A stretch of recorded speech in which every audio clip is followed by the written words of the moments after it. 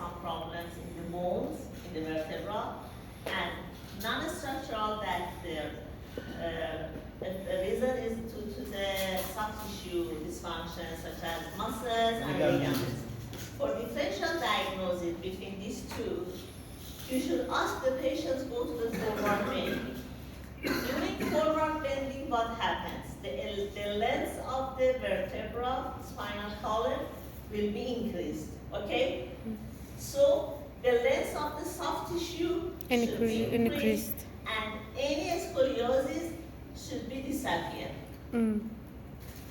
Okay. But in the term of structural scoliosis, during the forward bending, there is no differences compared to the standing position, and you can see again scoliosis after forward bending. It is a cue for you to distinguish between them. Okay. Non-structural has physiotherapy, rehabilitation, or orthosis. Structural maybe should be surgical approaches based on the degree of scoliosis. Okay? Okay. So, what's the cause of scoliosis? Cause of. Most of the scoliosis are idiopathic. Both of them structural. No, in non-structural. Structural is congenital, usually. Or sometimes accident, uncured fractures, okay? But usually non-structural scoliosis are idiopathic. Maybe habitual conditions, maybe imbalances of the muscles, tautness in one side, weakness in another side, okay? In this result, scoliosis should be happening, but the most important point that we should consider is that most of scoliosis are preventable. When during the earliest stage of the year, of the kites. For example, we have a screening in our country before coming to school. Before students come to school and starting in the school, primary schools, they have a screening regarding to the malpostures of the kids. This screening distinguish the child that are talented, for example, for scoliosis, and at the earliest stage, we advise them some exercise for recorrect these malpostures or stretch the muscle or stretch the muscle for prevention the exaggerated scoliosis in the next years. Okay, it is one of the roles of the physiotherapists that did some postural screening for scoliosis, for forward head posture, for hyperlordosis of the lumbar, for flat foot, okay, genovalgus, all of these is a role task of the physiotherapist. And then after diagnosis of any type of these malpostures, they should have advice regarding to the exercise to correct them. Okay? Okay. Let's go.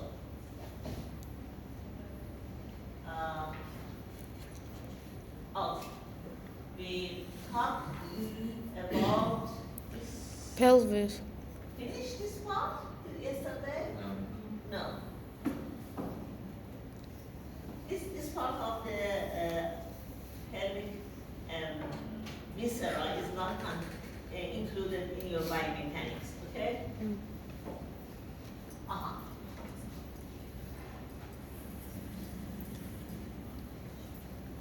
Yeah, it was the last picture that yesterday we talked about it. The picture I told you that coupling phenomenon is acute too in the pelvic region.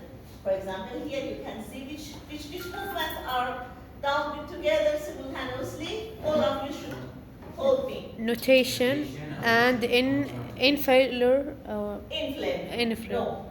Coupling. Notation plus Inflare.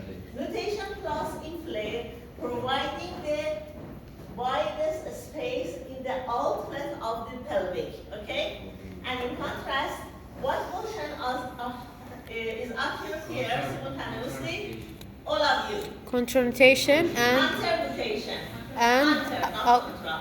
Conter-nutation and plus outer flare. outflay. Outflay, okay? So these two movements always happen together. Today in the hospital that I had the internship with the fourth year students, we have a patient with sacroiliac dysfunctions. That main dysfunction was outflay. And after we aligned the pelvis to the inflate, the problem of pain was dissolved. And everything come back to the normal position for this patient. So malalignment. And in one session everything. One session, yes, because you realign the abnormality. One session. Actually, the Tara that comes with me has this dysfunction, and I realign it, and everything is okay. But it is necessary to have some exercise prescription for stability and stabilize the pelvis for the next session. But regarding to the manual treatment and manual readjustment, usually one or two sessions is enough. Okay? So, look at this picture from the sagittal view. In this picture, you can see that the sacrum, and at the end of the sacrum, you have some fused bones named coccyx. Yeah? Coccyx. They are some bones that are fused together. So they are not joined. They have not joined. They have not active mobility. Because no muscle has no attachment on the coccyx. So there is no active movement in the joint of coccyx and sacrum. When the sacrum comes to the nutation or counter-nutation, the coccyx move alongside with the sacrum. So, for example, here you can see that sacrum is going to which movement? Contranutation. And here you can see that the coccyx is moved toward anterior equal to distance d1. Okay? It means that when sacrum is moved, coccyx is moved simultaneously because both of them are integrated together. Yeah? Okay? It's important thing that we should consider. Another point that we should remember is that any movement in the ilium at the level of sacroiliac joint in the posterior part, providing a movement in the pubic symphysis. Pubic symphysis. Why? Because the ilium is an integrated bone. It's ilium. It is an integrated bone. In the posterior part, both ilium are joined with sacrum, okay? And in anterior, we have Pubic symphysis. symphysis. So, if I have any movement in the sacroiliac joint in the posterior part, I am sure that there is a little movement in the pubic symphysis in the anterior. It's obvious, it's clear, yeah? Because it is just one bone. There is no any joint between the posterior part of the ilium and anterior part of the ilium. So any movement of ilium at the level of the sacroiliac joint, providing some degree of movement at the level of symphysis of pubis in the anterior of the leg, of the pelvis. Okay? Okay? Here you can see again the simultaneous movement of the coccyx during nutation. Sacrum comes to the nutation, coccyx moves toward posterior at the same time. Yes? Yes? Yes. Yes. We can call this coupling phenomena. No, because there is not joint. I told you that there is no joint, but the movement of the ilium being with itself coexists.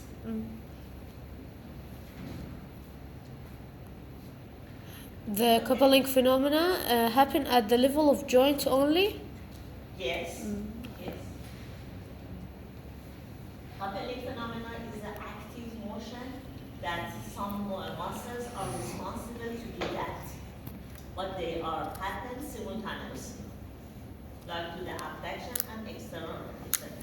Two different muscle groups are in charge for producing these movements. Okay. This part is not included in your course. Okay, I pass this page, but here you can see the cubic symphysis. Cubic symphysis, you can see there is not a joint, it is just a symphysis, and the supportion of this joint is provided by the ligaments, superior ligaments, anterior ligaments, and inferior ligaments support the cubic symphysis. And so, if there is a very vigorous force applied to this joint, maybe producing a strain of the ligaments and instability of the pubis. Some minutes ago, I told you that any movement on the sacroiliac joints providing malalignment of the pubis, and not vice versa. I can told you that any malalignment of the pubis providing a little movement at the level of the sacroiliac in the posterior part. It's clear. And here again, you can see coccyx that attach with some ligaments to sacrum without any muscle origin or insertion. Here you can see. Okay?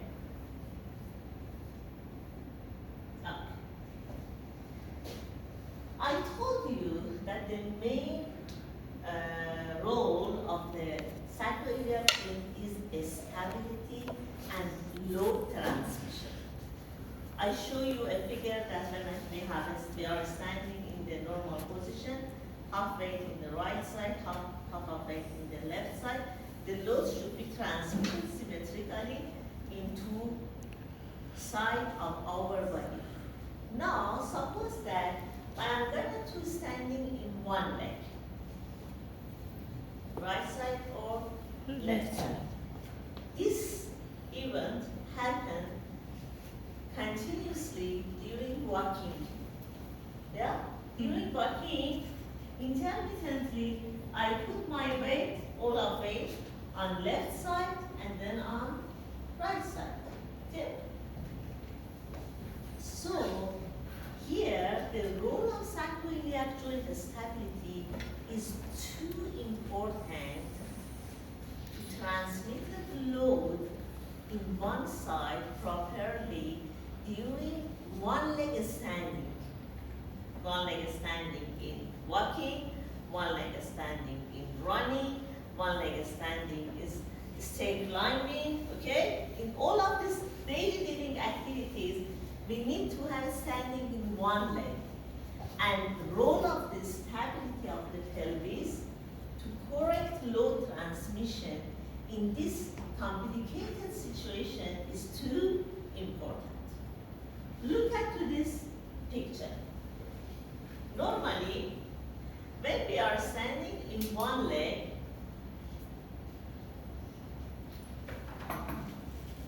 this leg is off. So, all of the weight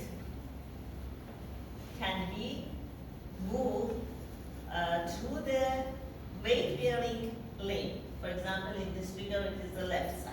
Yeah. In other way, the ground reaction force that's what happens.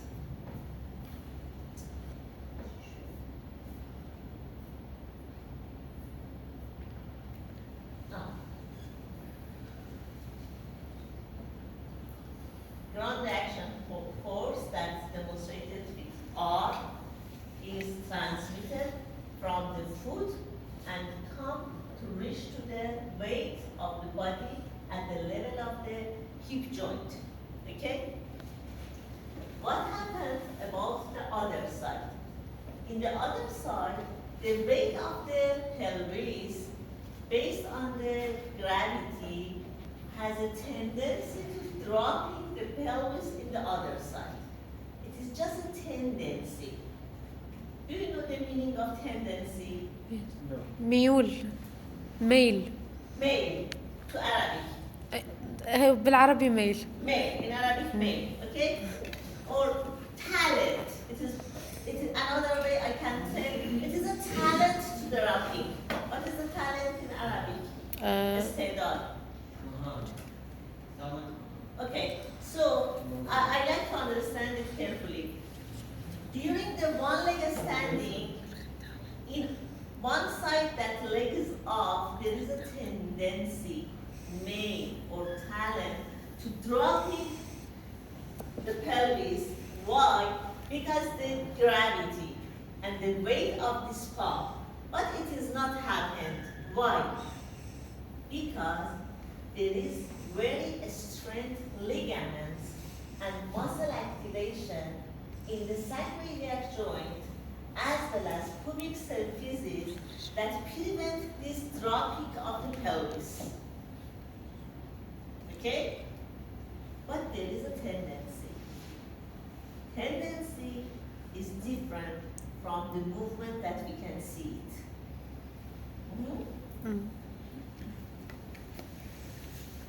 Usually, in our body, there is too many forces that providing tendency for some movements, but the movement will not occur. Tendency is different from the movement that will happen.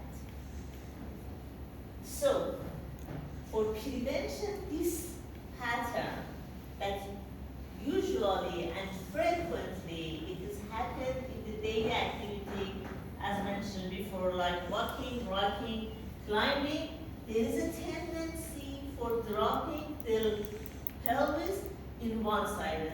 For example, I am walking, left side is a tendency to dropping, now right side. Left side, right side. For climbing and other frequently it happens. But you cannot see the dropping of the pelvic because till the strength of the ligaments are muscle are good and they are working with most efficiently, nothing is happening and everything is normal. But if there is a little abnormality, any dysfunction, any asymmetrical function, this dropping will be happened and pain will be arising, and this case come to your clinic as low back pain patient. Okay? So it is a source of pathology, one of the source of pathology for the low back pain.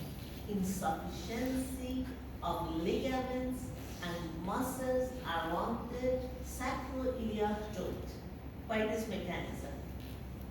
Hypermobility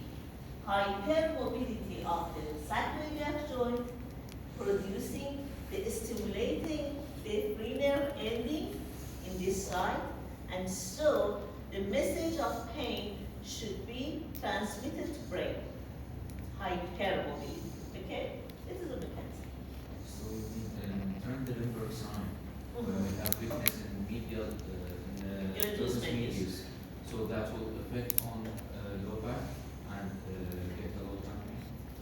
Pterygonomer sign actually is a little different, but sometimes in sacroiliac joint dysfunction patients, the main source of pathology is weakness of gluteus medius too. So that's a weakness of muscle on Yes. one side. Yes. So can be an effect on low back. Yes, of course. But sometimes there is not obvious weakness of gluteus medius. There is a maximum length and stretching of the ligaments around the sacroiliac. It is just one reason, not all of this. Okay? Okay, so it is an important role, biomechanical role of sacroiliac joint during daily living activities that in each time we have shown the stability of the pelvis. In these cases, I have this mechanism and have dropping, a little dropping, it is around 1 or 2 millimeter, not obvious dropping. In this dropping providing pain, in this case, is one of the treatment is normopelvic belt. We advise normopelvic belt for keeping and fastening this part and prevention the dropping of the pelvis and so decrease the pain and discomfort of the patient by this method. Okay? Look at this picture from the lateral view. During standing on one leg. It's again that one. Ground reaction force transmitted from the foot to the femur and reach to the head of the femur at the end of the acetylum, okay? And in this time, there is a tendency for the nutation of the sacrum. This nutation of the sacrum should be prevented by these two main ligaments, sacrotuberous and sacrospinous ligaments. There is two important ligaments. Yesterday I introduced ligaments and asked you to read them carefully from the book. Both of them are very important, sacrotuberous and sacrospinous. These two ligaments in a normal lens prevent the nutation and counter-nutation of the sacrum. And so normal conditions should be kept for the patient. Can you repeat the last part? Yes. When you look at this area from the lateral view, notice that there is two ligaments, sacrospinous, sacrotuberous. These two ligaments arising from sacrum and inserted fixial tuberosity and lesser trochanter of the femur, okay? Okay. The normal length of these two ligaments prevent the malalignment of the sacrum. It's obvious. You can see? For example, suppose that this ligament, instead this length has this length. With increasing the length of this ligament, the sacrum like to go to Vertical. rotation, not vertical, rotation. And if these ligaments are taut, what movement will be happen? Counter-rotation. Counter-rotation. Okay?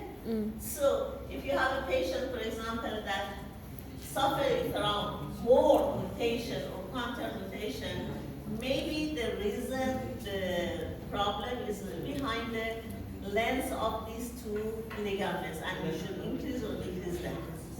The point that I don't understand is that what is the relation of this ligament and dropping of the pelvic during the walking? With length of this ligament with The relation of this ligament and dropping of the pelvis during the walking. not at all. It is relation between the length of this ligament and nutation and counter-nutation of the sacrum. Okay. Okay. Okay. Look at these two pictures. The posture of our body can be affected the position of the sacrum and ilium. For example, in lying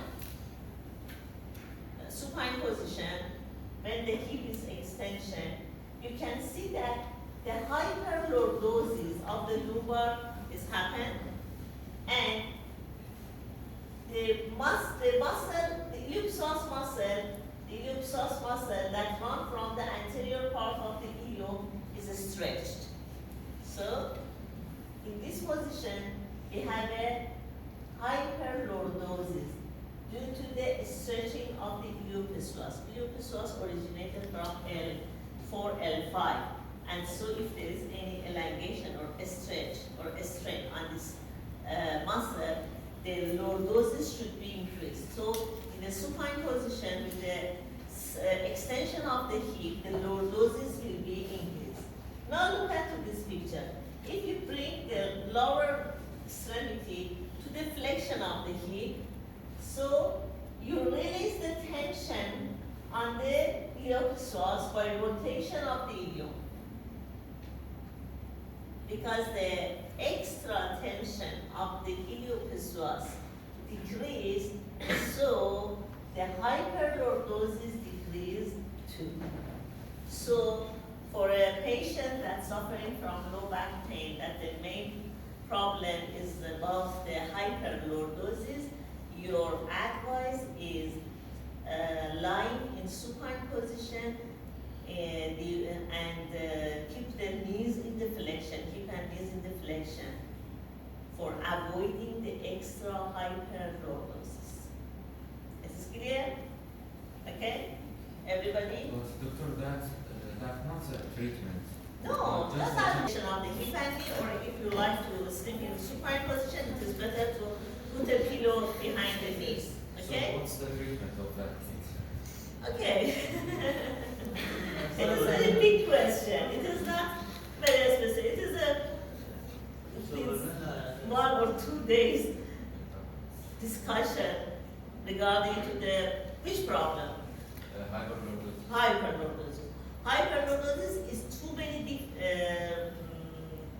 reasons that providing hyperlordosis. But if you mention just muscular cause, the best advice is stretching of iliopsoas and strength of the abdominal muscle. It is the best time. Stretching of hamstring, iliopsoas, and strength the abdominal muscle, transverse abdominis, rectus abdominis, obliquus abdominis. Okay?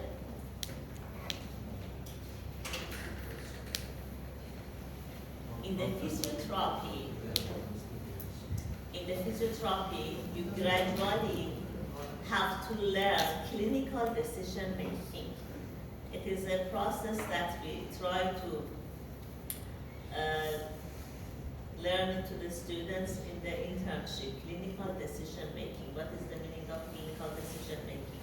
It means that based on the symptoms, based on the result of the test that we apply for the patients, finally we concluded the diagnosis of dysfunction, and after diagnosis of this dysfunction, we should discuss regarding to the choice of treatments. Choice of treatment based on the pathology or source of the pathology. So there is too many options that may be merged together, and finally we can advise the comprehensive physiotherapy for our patients. And we remember that the comprehensive rehabilitation or physiotherapy of each person is unique for himself. And from first patient to second patient should be changed. Okay? Okay. Fortunately, this part is not included. And we pass it because it is visceral, labor, and other things that is not related to your course. Very nice. Okay. The pelvic region is finished. The consideration of pelvic region was these issues that yesterday until now we talked about. Now we are going to start with lumbar. Spine. Okay. In the lumbar spine, we have how many vertebrae? 5. 5. From L1 to L5. L1 is exactly beneath the T12 and beneath the 12 ring. Look at this picture. Yeah? In this picture, you can see that L1 here, 2 and 3, L4 and L5. In the anterior view or posterior view, you can consider that all of the lumbar vertebrae are straight, and there is a central line, that this line is integration of the spinous process of each vertebra. And if I pass and elongate this line, it should be passed from the pubic symphysis. You can try this line on the X-ray of your patients or family. So you should check. If you have an X-ray, of the spine. You can connect each spinous process and draw a line and continue it to pass the cubic symphysis. It is a normal. If there is any malalignment, it is not consistent. It has not consistency. Another line is the line that connects the lateral border of each body of vertebra. Lateral borders of vertebra. You can see that these two lines in the two sides of the body are not parallel. Yeah? What is the shape of these two lines? They are not parallel. What is the shape of them?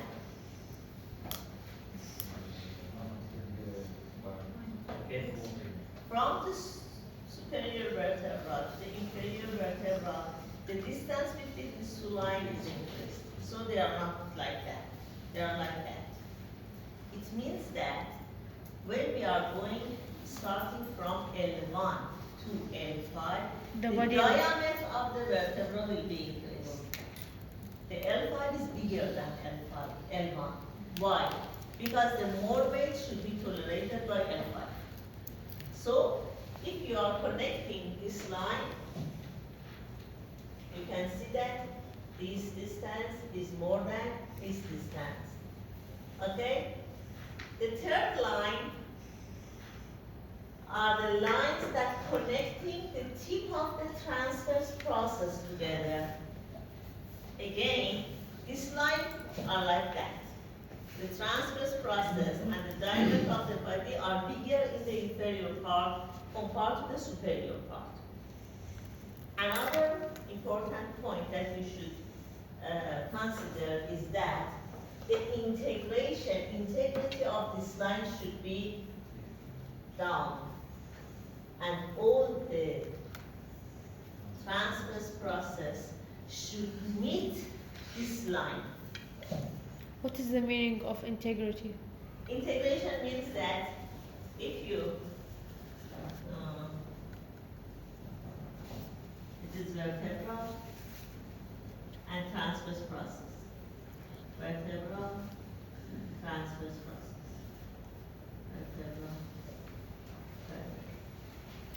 I try to write this line.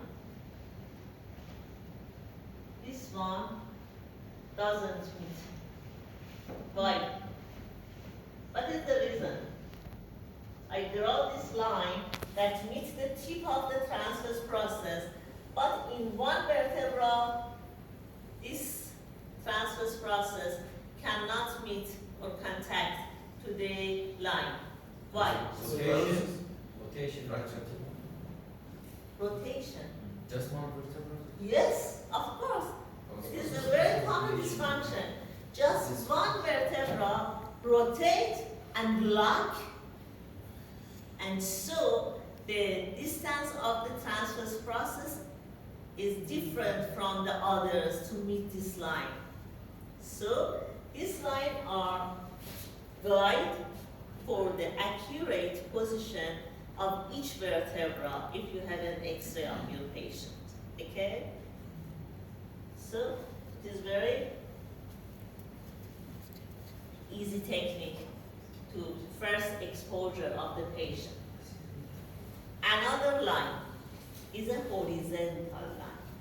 This horizontal line has from the top of the cranial iliac. It should be horizontal. If there is any malalignment, it is pathologic. If you have an X-ray, you can draw this line. If you have not an X-ray, you can palpate, and with the physical exam, you can establish that the cranial of the iliac are level or not level. Okay? It is important to know that this line between the top of two cranial of iliac should pass from the intervertebral disc of L4, L5. Okay? Okay? Okay. So,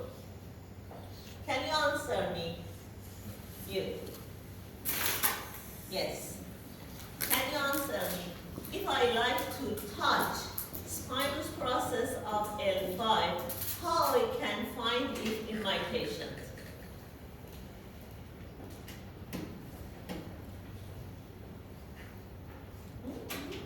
No, you. I understand my question.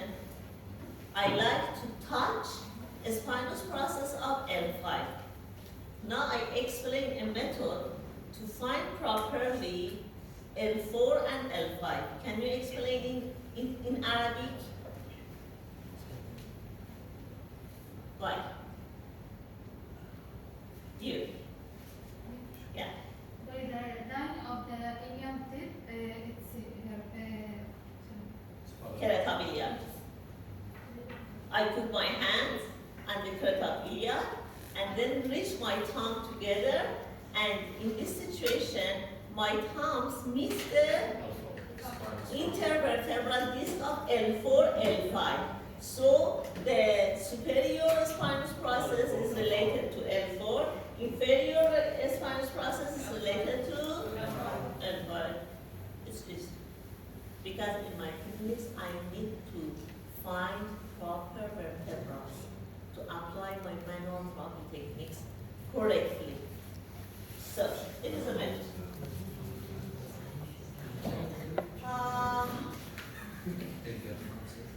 Look at the lateral view. In the lateral view, there is some other lines in the X-ray. L1, L2, L3, L4, L5. First of all, you should know that normally we should have lumbar lordosis. So, if there is a straight position of the lumbar vertebrae or kyphosis, both of them are abnormality. Normally we should have lordosis, but amount of the lordosis is another issue that we talk about it. So, if I have a vertical line, the lumbar vertebrae should be adjusted on the anterior side of this vertical line. It is lordosis. There is a line on the X-ray. Please check it in the X-ray in your home, in your family, in the clinic. Anyways, the line drawn from this posterior superior plateau or surface of L1 to the posterior inferior of L5. This line, this red line, okay? When you draw this line, normally the biggest or the largest distance should be related to distance of L3 to this line. It means that L3 should be the vertebra that is in the anterior, more anterior part of the lumbar lordosis. It's nominated as apex of lordosis. I understand. You draw this line, this red line, okay? After drawing this red line, the farthest vertebra from this line should be L3. Why? Because L3 normally is apex of lordosis. In some cases, pathologic cases, low back pain patient, you draw this line and notice that the farthest vertebra is L4 or L5. Okay? For example, it is the red line, okay? And when you check the vertebra L1, L2, L3, L4, L5. Which vertebra is more distance? L4. This pathology. Normally, What's the name of this we like pathology? to have this part. This should be here. Huh? Okay. Many patients have this problem, And if you find that there is a problem and change its position, the main designs of the patients should be decided. Another line.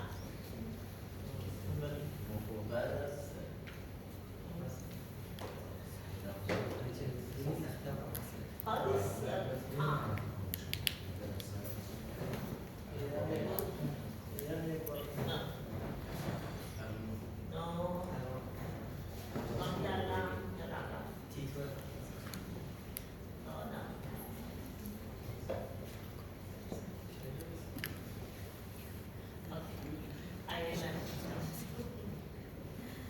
So the lines. Another line. Sacral line. Sacral angle. It's better to say sacral angle. What is sacral angle? There is a line, this line. This line that passes from the superior part of S1. S1 is the first sacral vertebra. And there is an angle between this line that passes from the superior plateau of the S1 and horizontal line. You can see there, okay? Normally, this angle is about 30 in the male and 45 in the female. It is named as sacral angle. So it is very easy that you check it in the X-ray of your patient, and if there is any deviation from 30 in male and 45 in female, you can have some solution for correcting it. Sacral angle. Another angle is lumbosacral angle. What is lumbosacral angle? Look at this. It is a line that passing from the body of the L5. Vertical line from the L1, vertical line from S1. Okay? L1, L5, S1. These two lines producing an angle about 140. It is a normal value and named as lumbosacral angle. It's obvious that if your sacrum comes to go to the horizontal, this angle should be decreased. If sacrum likes to go to the vertical position, this angle should be increased. All of these pathology conditions providing low back pain. Lumbosacral angle. Okay. Doctor, what's the pathology cases in the last line? Hyperlordosis. In hyperlordosis, I previously showed you static and dynamic vertebrae that sacrum go to the horizontal or vertical conditions. Yesterday, I told you. If your curvatures are exaggerated, the position of the sacrum like to go to the horizontal conditions. If the curvature decrease amount, the position of the sacrum should be on the vertical. Both of them are correlated together, but you can check it by these angles. Okay? Any question? It is a typical vertebra of the lumbar. It is like the other vertebrae that previously we talked about them. The main part of the vertebra is body. Body of the vertebra is the biggest one in our spine. It is kidney type, kidney shape, and the texture of the body is cancellous bone, but the shielding of the cortical bone covered it in different layers, superior, inferior, and inferior. Okay? Okay. And in the posterior part of the lumbar vertebra, like the others that in the first classes we talk about it, we have posterior arch. In the posterior arch, what is the name of these two parts? Facet joint. Superior. Facet Superior. joint. And what is that? Inferior. Inferior. That one? transfer process. This part, Lamina. lamina, and this, Spinous process. spinous process.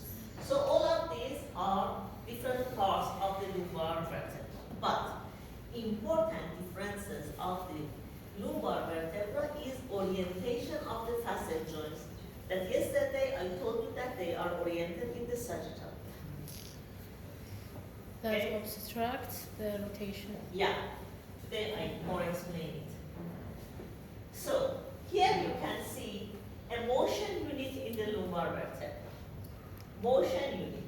Two Two adjoint. adjoint vertebra And connected this- with the this- facet joints together. Yeah. There is too many ligaments in this region that I think all of you are familiar with them. What is the name of this? Spinal. Spinous. Anterior longitudinal Anterior ligament. longitudinal, Posterior ligament. posterior longitudinal. What is that? Ligamentum flavum. No. What is that? It is facet joint. It is the capsular ligament on the facet joint. How about that one? Interlaminar. Interlaminar. Interlaminar, which ligament is interlaminar? Ligament. Flava. And here, Spinous process. and here, supraspinous ligament. Okay? Here is the posterior view of posterior longitudinal ligament.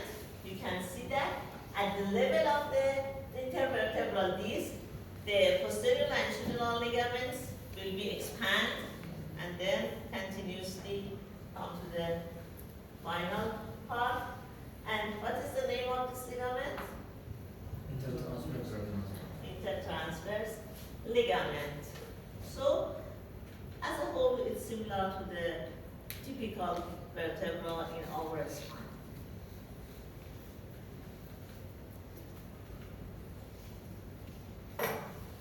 About the kinematics, look at the figure number 10.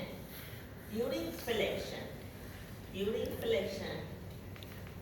superior vertebra moves toward anterior and inferior. In this movement, the anterior parts of the annular should be compressed and nucleus like to shift toward posterior, and so in the posterior layers of the annulus we have tension or compression. Tension. And also look at the position of the facet joint. What happened? At the end of the flexion. Lock? Slab. It's correct, but it is not lock. Lock is that? Yeah, open. Open.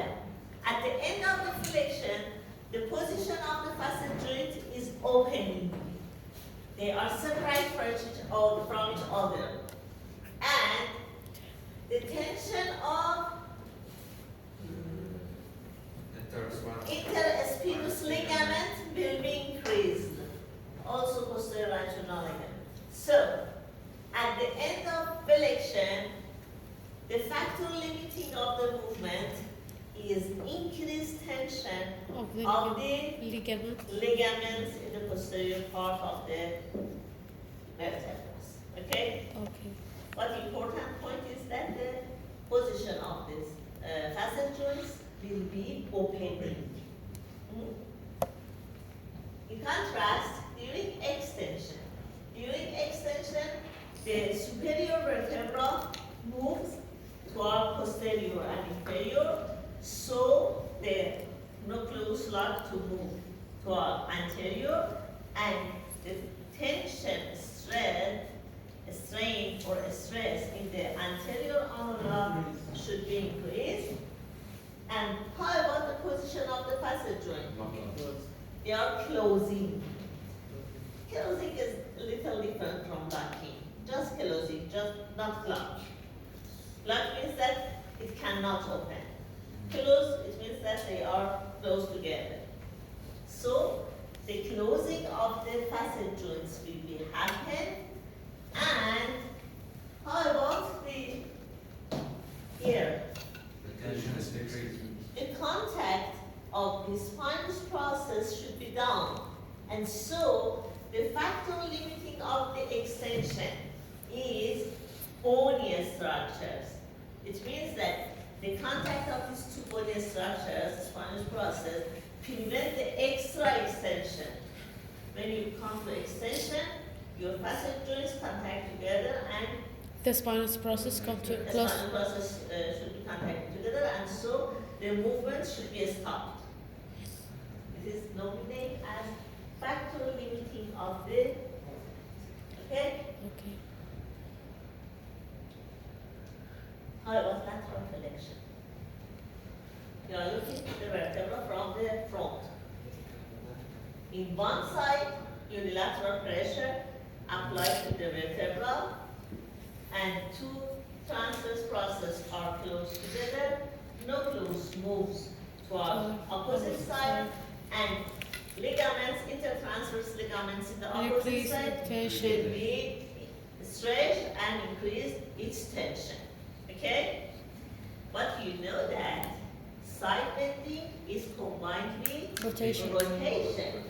What happened during rotation? Look at this picture to better understanding the coupling phenomena that I explained for you in this region. During rotation, it is a two vertebra motion unit. Look at this. Rotation to the right side. What happens about the facet joint in the right side? What is the position of it? Close. Closing.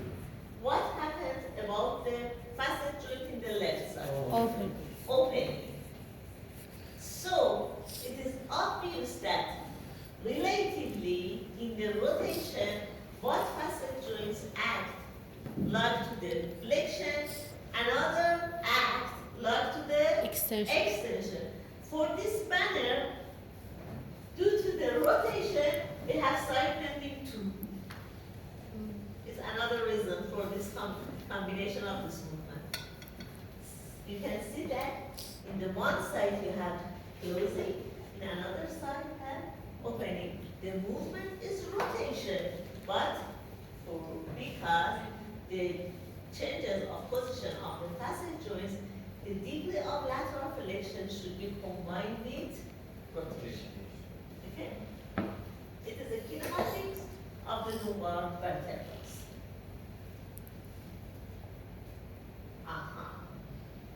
Come back to this issue that why the rotation in the lumbar spine is too limited.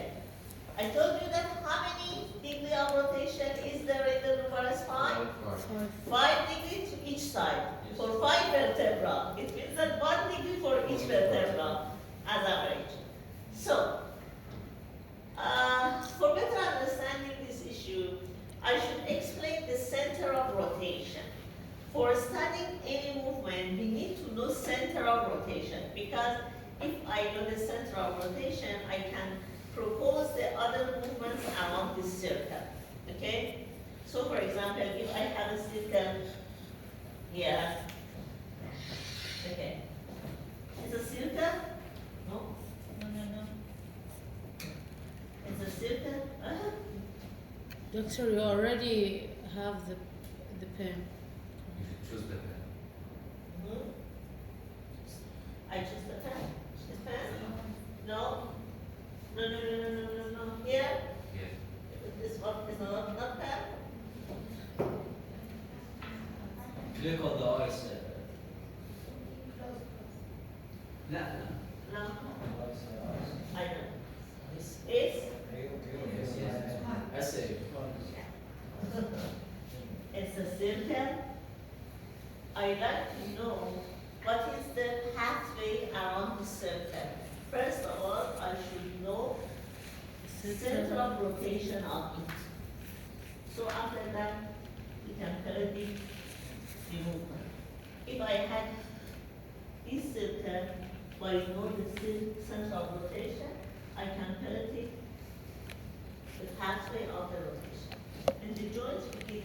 like that for understanding the kinematics of the joint.